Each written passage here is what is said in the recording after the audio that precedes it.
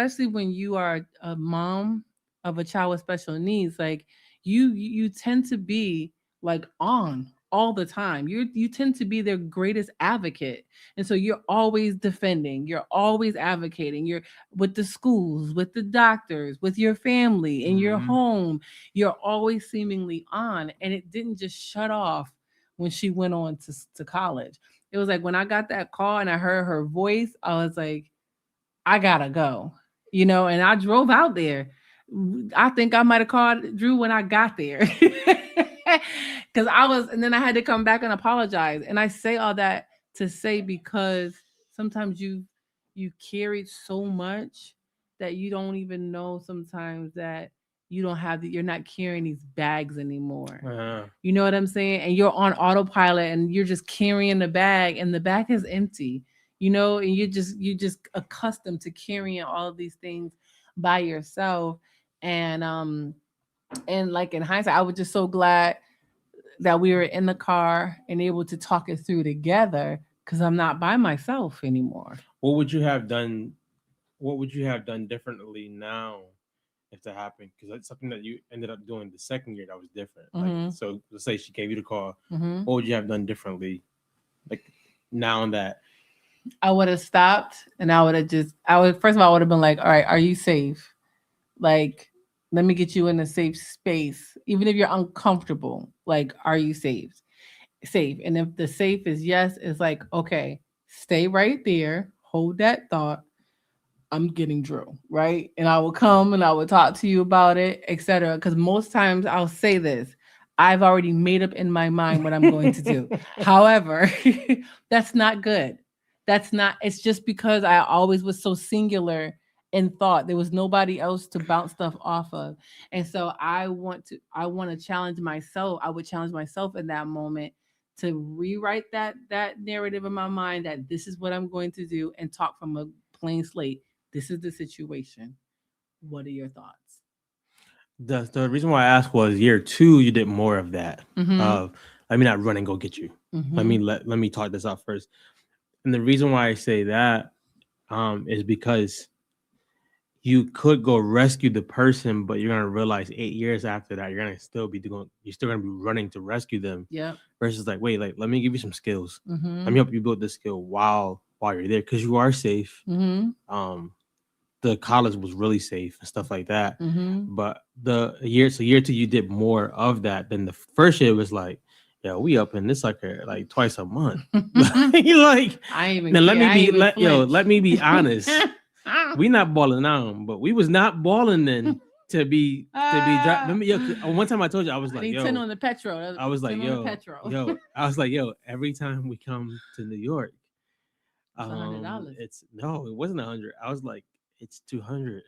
I Oh. said, because it's the gas to get there. Mhm. And It's then the food. the food that we're gonna. Oh It's yeah. four of us, so we gotta eat something, and then it's the gas to get back. And I was like, and then there's another trip to get her to the school, and then get us back. Yeah. So I was like, that two Oh, hour. that coming home for the week and stuff. Yeah, Yep. I was like, Yeah. yeah, it's not gonna be every. She was like, every 2 weeks, man, come on, and I'm like, hey, let's look at this like holistically, because it's not making sense. Yep. Then but the greatest thing that I saw you do two times. One was when was at a job Mhm. that was 10 minutes from our home, and she was having a meltdown, Mhm. and you did not run out. Yep. It was like, okay, take some breaths. Mhm. Let's calm down. You told her something. You comforted her and said this, and I was like, I'm proud of Jamaica. She comforted her. She said, "What you're not gonna do is walk up in there crying. Wipe your face, get yourself together, and go finish that. Go finish that shift." It was 10 minutes into the shift, so it was like, go finish that 9 hour shift, but don't go back in there crying and stuff like that. I think those are the things that parents miss. They jump straight to, Let let me me just rescue you. rescue you versus, yo, let me give you some comfort from where I'm at. Yep. Let me give you some tools you can use. Let me help you because I'm not gonna always be able to just rescue you. And that's the key that you have to remember also as a parent.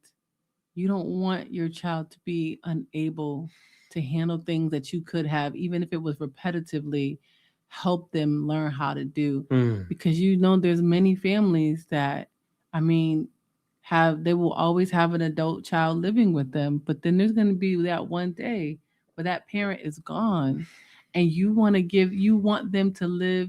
And I've learned to pray this: Lord, teach me her greatest capacity.